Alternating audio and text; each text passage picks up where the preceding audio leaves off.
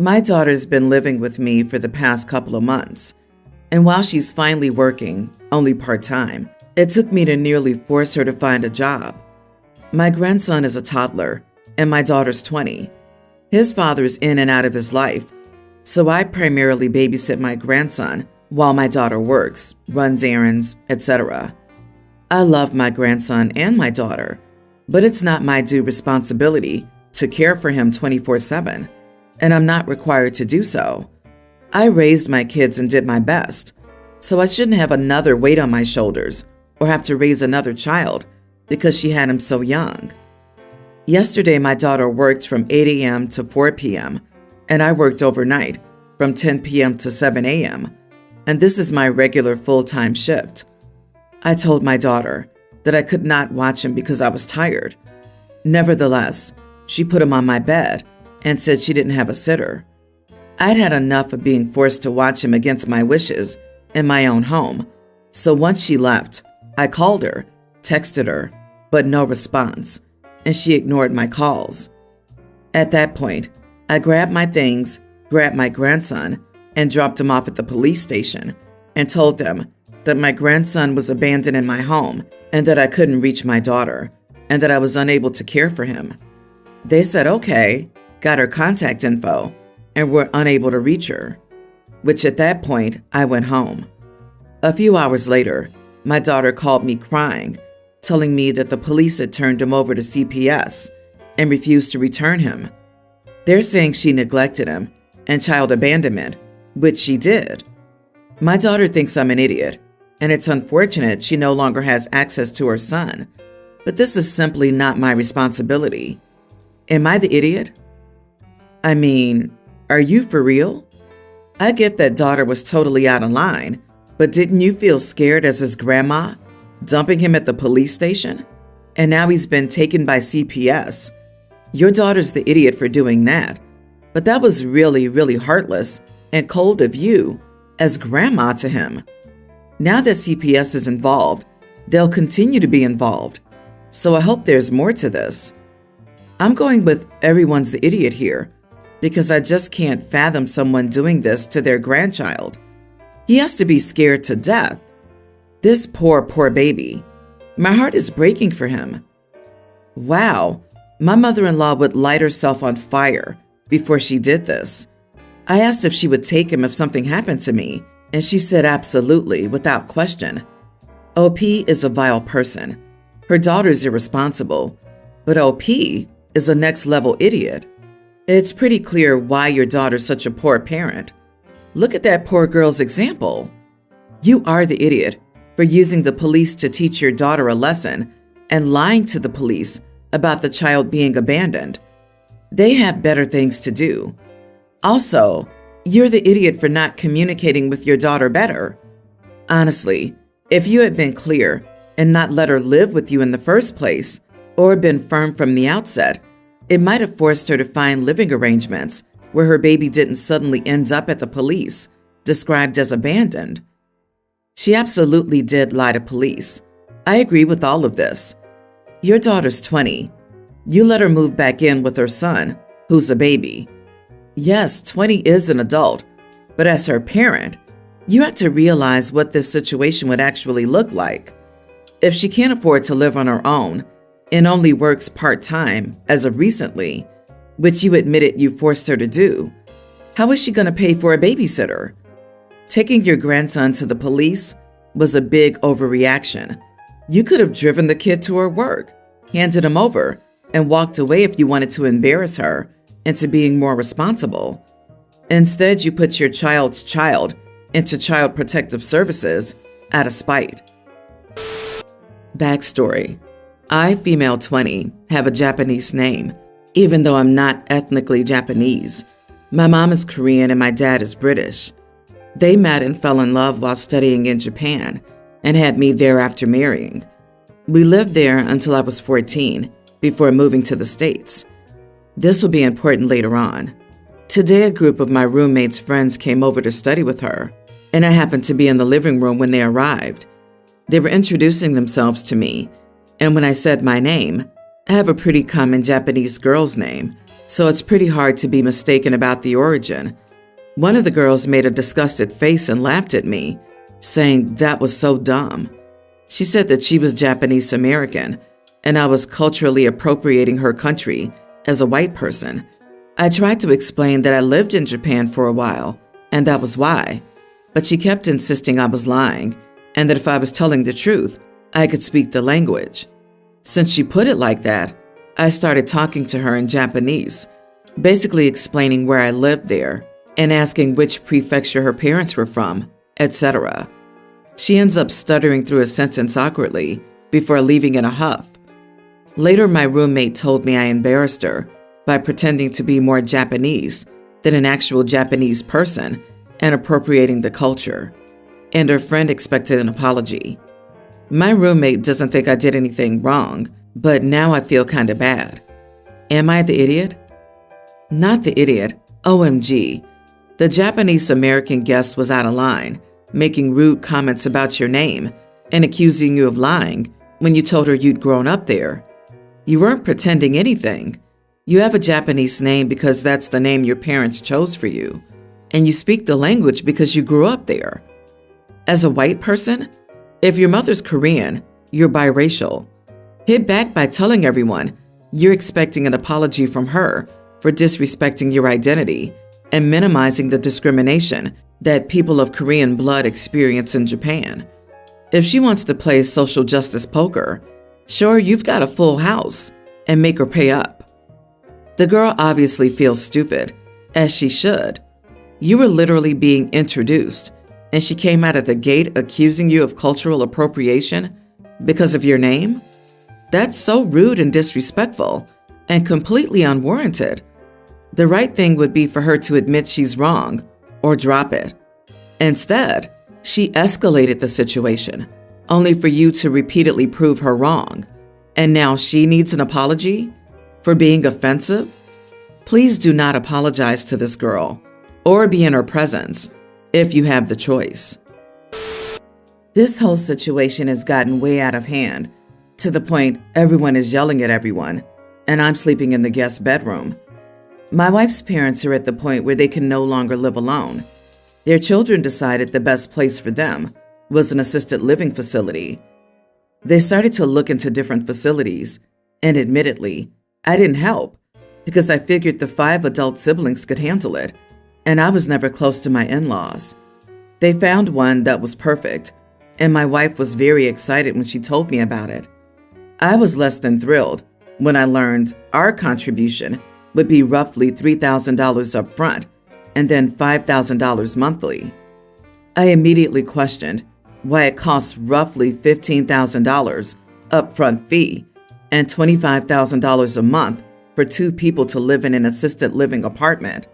I admit, I sarcastically asked if their apartment was next door to Elon Musk's parents. She then told me that we would cover the lion's share of the cost because we make more than her siblings. That was the beginning of a week of text, phone, and in-person arguments. She argues that her siblings make less money combined than we do. Some are single, so it would impact them more, so it's only fair we pay more. She also argues that this facility is not the best or the most expensive. It's a mid-tier one with the best ratings. According to her, anything lower has bad ratings and could put her parents' safety in jeopardy. My argument is that there are 5 siblings, so the cost should be divided equally between the 5 of them. I also argued that if 5 people can't afford that place, they need to lower their standards. That started a circular argument for hours between cost and safety. I couldn't take it anymore, and in the heat of the moment, I yelled, "We don't make more than your brothers and sisters. I make more than all of you, which is why you all want me to cover the cost for your parents." That was the beginning of my night sleeping in the guest bedroom. I know as a married couple, I shouldn't consider mine and yours income, but realistically, I do make more than all of them, and I think it's unfair to make me pay the largest portion. Am I the idiot for telling my wife we won't pay our fair share for her parents' assisted living? Edit. I assumed it was $25,000 a month because I assumed it was split 5 ways between the siblings, and our share was $5,000 a month. It'll be closer to $10,000 a month, and our share is $5,000. Her parents have assets, including a house, so I was told they don't qualify for government assistance. I brought up the idea of selling their house, but was shot down immediately. The siblings want to keep the house in the family because their great-grandfather built it or something. I can afford to pay it, but I don't want to pay it based on principle. Their division means I'll be paying $5,000 a month, while the youngest brother will only be paying $300 a month, and he'll be living in the house. They think he'll be paying the insurance and taxes on the house, so he can't afford more than $300. Not the idiot, and I'm pretty sure alimony would be cheaper. Do not pay that much. If you're still willing to help, tell them a number that you're willing to pay, and that's it. They have to find the rest of the money or lower their standards. Your wife is way out of line, demanding you pay this. She has to start sleeping on the couch. You can't be asked to pay for your in-laws to live that far above their means. They made their choices in life. Jesus, my 3,000 square foot house, car note, and all of my bills don't cost that much. The fact that you were left out of the decision process and then expected to pony up the equivalent of a $700,000 mortgage payment is really an unreasonable ask. The cost should be split evenly. If it can't be afforded, then they need to find a cheaper place. I would not be part of a family that uses just marry a guy who makes a lot of money and have him pay it as their long-term parents' care plan. Also, the parents still own their home, but the siblings refuse to let it be sold? That's ridiculous. They're asking OP to contribute $5,000 a month so they can keep their inheritance. Absolutely not. I would refuse to pay a dime until the house was sold and the sale proceeds should be used solely for the in-laws' care. If the siblings are so distraught about some family house, then one of them can take out a mortgage and live there and pay their parents fair market value for the house to keep it in the family. This is also a hill I would stand on. The other siblings and OP's wife are taking advantage of him because he earns more. That's not okay. My 42 female, husband 48, of 3 years and I have a blended family. He has 2 daughters, nearly adult and tween, and I have a daughter, older tween, and a son, young teen, Ethan. My son has cerebral palsy, but despite being in a wheelchair, he's mostly independent, and all but one of his grades in school has been an A or B. My husband is a dentist who started his own practice 2 years ago and has been growing in his social media presence. He wanted to showcase his kids and family as part of it, so we've done cute pictures of the girls with cute pink scrubs on, sitting in Dad's chair, stocking up the waiting room with toys, etc. Since the social media accounts have been gaining traction, there's been a lot of drama. His ex, 47 female, was angry that her younger daughter was being tagged in posts that listed Botox as part of the services offered. She also said her tween could not consent to be featured on a public Instagram the way her older sister could. So my youngest stepdaughter was erased from my husband's public accounts. Labor Day's coming up, and my husband is throwing a party and doing a photo shoot. My husband wanted to showcase us as a blended family, so I assumed it would be all our kids minus his tween. However, he told me he wasn't crazy about having Ethan at the party. He does suffer from dysarthria, so his speech can be a bit distorted. However, my husband's major concern is that Ethan can be a bit slow with social cues and can talk on and on. It's been an adjustment with regard to my husband and Ethan. Ethan is known as a class clown. Most people think he's funny, but my husband complains he doesn't get the jokes. In addition, while my husband has introduced my daughter to many business associates and on social media, many people don't know that much about Ethan. My husband said he didn't want a picture with Ethan, and people online going, "Wait, who's he?" My husband asked that we send Ethan to his dad's for the party and photo shoot. I asked my ex to take him for the long weekend, and he was upset. He said my husband looks down on disabled people, and he's been excluding Ethan. He demanded I say that either both kids are included or none are. I told him I wasn't going to threaten to not support my husband at his event or photo shoot. It is his party, and therefore his choice, and I wasn't going to ruin his wish to have a blended family presence and picture. My ex said he thinks I'm in some honeymoon period fog, and that he liked my husband at first, but he's seen scorn in the way he looks at Ethan. He said to mark his words, and that if I didn't stick up for Ethan, he'd be exerting his own parental rights to the fullest extent going forward with regards to both kids. Am I the idiot? Edit. I wish my husband would invite Ethan, but sometimes two people have trouble getting along, and I think that's what's happening here. My husband has countless patients who are sick or disabled. The word scorn is an insult to his character. You are the idiot. You're telling your son that you don't care about him to please your husband. He's a kid. You're supposed to be his mom. Your husband is an adult, and he should be called out or kicked out. All he wants is a blended family that's good for his image. Ugh. Hope your ex reams you. At least the kid will know he has one decent parent. Your husband can like disabled, paying patients and still dislike your non-paying disabled son. Put yourself in your son's shoes. How would you feel if your stepfather excluded you from everything due to something you can't help, your disability? How would your father feel if your stepfather said, "Hey, I want to showcase all of us as a blended family, minus Talia, because she's slow with social cues and can talk on and on"? Would you feel accepted by your stepfather if that were to happen to you? I hope that it blows up in their faces too. They're both idiots for this. She's acting oblivious, which is just as bad as him not wanting the son there. OP, the "they just don't get along" thing would work if they were both adults. But one of them is a child with a disability. They're not on equal terms.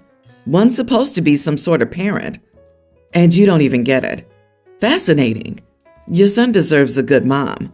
Too bad you're not that. I, 27 female, accomplished something awesome at work, and I wanted to celebrate. So I went to my favorite restaurant to treat myself to my favorite meal. It was all great at first. I had my laptop and got some work done while waiting for my food. I had just started eating when a family of 4 with kids, probably a preschooler and a toddler, sat at the table beside me. I was surprised because it's not an environment known to be hospitable to kids. Initially, the kids were quiet. It got progressively worse as they sat there. The little one was crying, the older one was shouting, and they went on and on. My sound-canceling earbuds didn't help me much, so I asked to be moved to a different table. The restaurant wasn't very big, so I could still hear them crying and shouting. I barely enjoyed my food and was really angry because I very rarely get to have time for myself, and I really wanted to enjoy this. As I paid, I told the father that I hoped they enjoyed their meal because I barely could. He got mad and said I had no right to say anything about them, and went on to say he had barely had the time to eat out as a family and that I was being rude for no reason. I said sacrificing social events is part of parenting and that their kids were particularly loud. The argument went on for a bit more, but the couple seemed terribly angry at me. Was I the idiot? Not the idiot, but I'm sure your words fell on deaf ears, pun intended.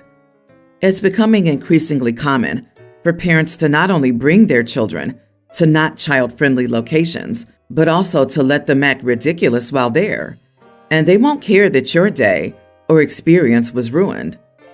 Yep, if my brother and I acted up or were loud, our parents took us outside for a chat. If it happened again, we left, and it was again explained to us that our behavior was inconsiderate of others. We learned very early on that our behavior in public, especially in theaters or restaurants, needed to be different than at home. I'm having a lot of trouble imagining a restaurant that's both not child-friendly and simultaneously A-OK with busting out a laptop on one of their tables. You are the idiot. You're in public. You don't get to control others. I don't have kids and find them annoying in restaurants too, but it's part of going out. Besides, if it's the type of place you have a laptop open and earbuds in, I don't think we're talking about a fine dining establishment here. People with kids get to exist too.